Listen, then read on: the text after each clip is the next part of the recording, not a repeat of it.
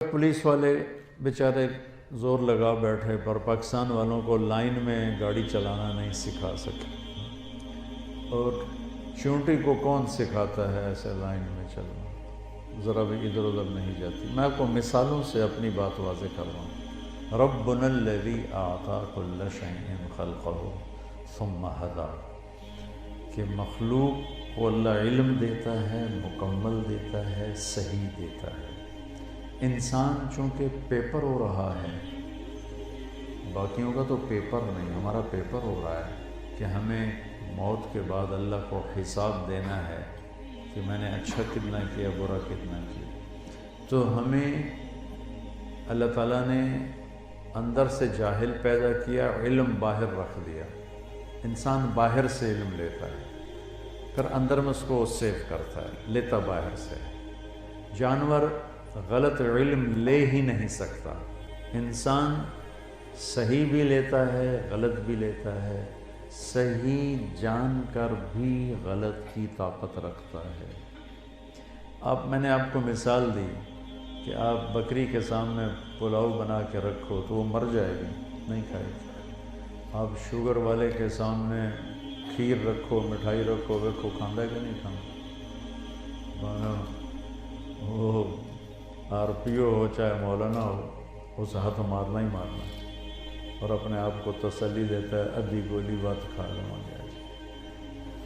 یہ میں روزمرہ کی مثالوں سے اپنا مضمون آپ کو بتا رہا ہوں کہ انسان علم باہر سے لیتا، باہر غلط علم بھی ہے اور صحیح بھی۔ یہ صحیح بھی لے سکتا ہے، غلط بھی لے سکتا ہے، غلط پہ بھی چل سکتا ہے، صحیح جانتے ہوئے بھی غلط کر سکتا ہے، اور غلط جانتے ہوئے بھی غلط کر سکتا ہے۔ تو غلط چیزوں کی طرف دعوت دینے والا شیطان ہے، اور صحیح چیزوں کی طرف دعوت دینے والا اللہ ہے، رحمان ہے۔ پھر اس نے ہمیں فمن شاء فلیؤمن ومن شاء فلیکفر۔ اب میرا بندہ، میں نے تمہیں راستے دکھا دیے ہیں، تیری مرضی، ادھر چل ادھر چل۔ انا ہدیناہ السبیل، ہم نے تمہیں راستہ دے دیا ہے، اما شاکرا و اما کفورا۔ اب تم شکر گزار بنو یا نافرمان بنو، تمہارے لیے ہم نے راستہ دے دیا ہے۔ اس راستے کو سمجھانے بتانے کے لیے اللہ نے کائنات کے سب سے عظیم ہستی محمد مصطفیٰ صلی اللہ علیہ وسلم کو پیدا فرمایا۔ پچھلی کتابوں میں ذکر یرید ان یبعث امیا من الامیین، حضرت شعیع علیہ السلام پر اللہ نے وحی اتاری، ایک نبی بھیجنے والا ہوں جو لکھنے پڑھنے والے لوگ نہیں ہوں گے، ان میں بھیجوں گا، وہ بھی لکھنا پڑھنا نہیں جانتا ہوگا، لا یقول الخنا۔ اللہ کی صفات ہم نہیں گن سکتے، اپنے نبی کی بھی نہیں گن سکتے۔ تو یہاں ایک صفت بیان کیا، پولیس والے بیٹھے ہو، آپ کا محکمہ بہت سخت قسم کا محکمہ ہے کہ حالات ایسے ہیں تو اس میں زبان بے قابو ہوتی ہے، ہمارے عوام بھی ایسے ہی ہیں، تو آگے پھر ہمارے اس ماحول کا اثر ہوتا ہے سب کے اوپر۔ تو آپ کے آنے سے ہزاروں سال پہلے اللہ نے اپنے نبی کی آمد کی خبر دیتے ہوئے ایک صفت کو ہائی لائٹ کیا، لا یقول الخنا۔ وہ ایسا نبی ہوگا کہ کبھی ایسی بات نہیں کرے گا جس سے کسی کا دل خراب ہو۔ سبحان اللہ۔ ہمارا معاشرہ بھی گالیاں نکالتا ہے، جو ہمارا ایس ایچ ہے وہ بھی گالیوں کی تسبیح پڑھ دیتا ہے، ہمارا ریڈی والا بھی گالیاں نکال رہا ہوتا ہے۔ ایک معاشرے میں میرے نبی کا فرمان ہے، اذا تصابت امتی سقطت من عین اللہ، جب میری امت ماں بہن کی گالیوں پہ آ جائے گی نا تو اللہ کی نظروں سے گر جائے گی۔ تو پچھلی کتابوں سے ذکر شروع کیا کہ ایک نبی آنے والا ہے جو ایسی بات نہیں کرے گا جو کسی کو تکلیف دے یا کوئی یوں کہے کہ میری بےزتی ہوگی زندگی بھر۔ دوسری صفت کیا ہوگی؟ لو یمشی علی القصب الیابس لم یسمع من تحت قدمیہ من سکینتہ۔ وہ نبی اتنے اونچے مقام والا ہوگا کہ فکان قاب قوسین او ادنیٰ، کہ اللہ نے اپنے پاس بلا لیا، سارے فاصلے سمیٹ دیے۔ لیکن وہ اتنی تواضع والا ہوگا، اتنی عاجزی والا ہوگا، آپ سننا کہ جب وہ خشک لکڑیوں پر بھی چلے گا تو اس کے چلنے کی آواز نہیں آئے گی، ایسی تواضع سے پاؤں رکھے۔ ورنہ تو خشک لکڑیوں پر تو کوا بھی بیٹھ جائے تو کڑکڑ کی آواز آتی ہے۔ یہ آپ کی تواضع کی اللہ تعالیٰ نے مثال دی کہ میرا وہ نبی جو کل کائنات کا نبی ہے وہ اتنا عظیم الشان ہوگا کہ خشک لکڑیوں پر بھی پاؤں رکھے تو اس کے آواز نہیں آئے گی، اتنا متواضع ہوگا۔ اجعل السکینۃ لباسہ، صرف اس کی چال تواضع والی نہیں ہوگی بلکہ اس کا پورا وجود عاجزی والا ہوگا، پورا وجود تواضع والا ہوگا۔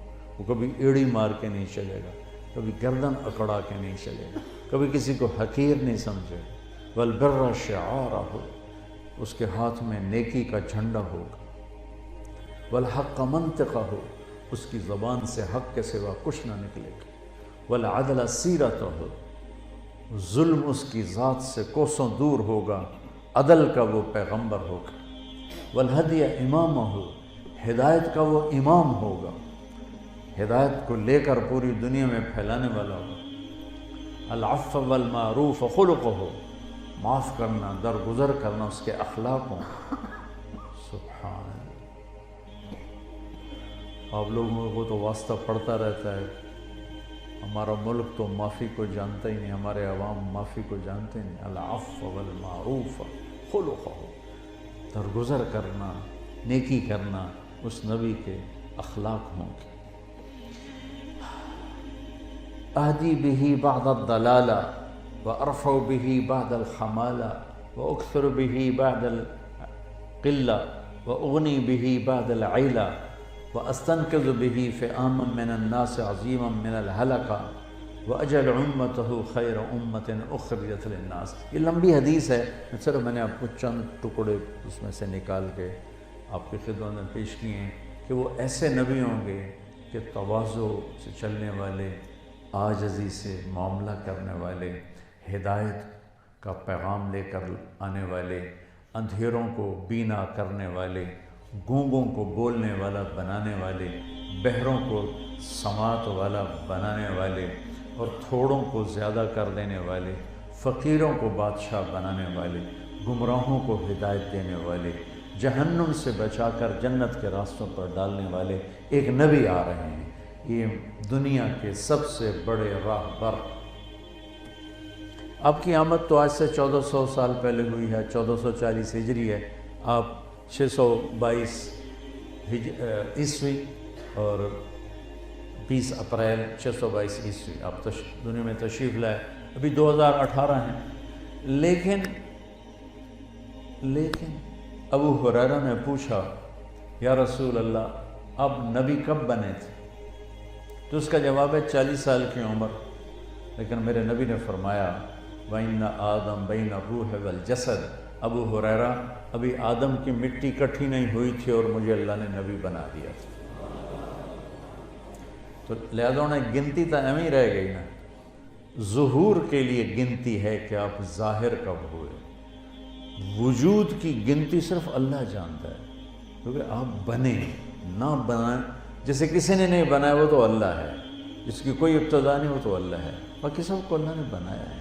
لیکن سب سے پہلے زمین بنائی نہیں، آسمان نہیں، عرش نہیں، قلم کرسی لوح کچھ نہیں، سب سے پہلے یہ تو ایک حدیث آپ کو میں نے بتائی کہ آدم کی مٹی اکٹھی نہیں تھی، میں نبی بن گیا تھا۔ دوسری حدیث آپ نے فرمایا کہ اللہ نے پیدائش کائنات سے 1000 سال پہلے، پیدائش کائنات کی عمر کیا ہے ہمارے پاس اس کا جواب نہیں ہے۔ ہم جو سائنسدان کہتے ہیں ہم اسی کو لیتے ہیں کہ سائنسدان یوں کہتے ہیں کہ 25 سے 30 ارب سال ہوئے ہیں اس کائنات کو بنے ہوئے۔ انسان کی عمر اس میں بہت تھوڑی ہے۔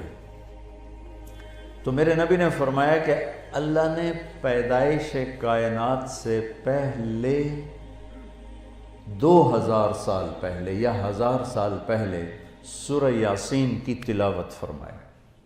اچھا ایک حدیث میں اور جوڑتا ہوں تاکہ میری بات اور وزنی ہو جائے۔ میرے نبی نے فرمایا میرے اللہ نے میرے 10 نام رکھے ہیں، میں محمد، میں احمد